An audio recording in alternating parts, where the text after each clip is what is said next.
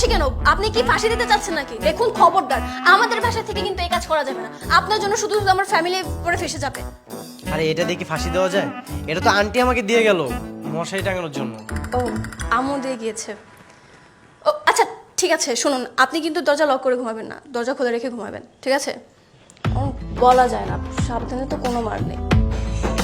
আচ্ছা ঠিক আছে।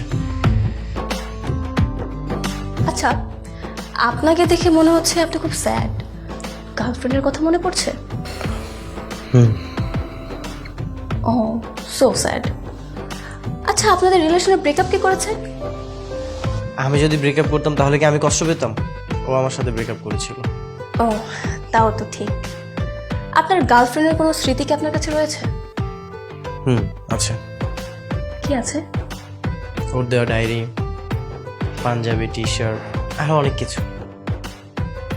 আপনি কিন্তু একটা কাজ করতে পারেন, ওর সমস্ত স্মৃতিগুলো আপনি এক নিমেষের মধ্যে পুড়ে ফেলতে পারেন। দেখবে আপনার মন অনেক শান্তি। Trust me. সত্যি?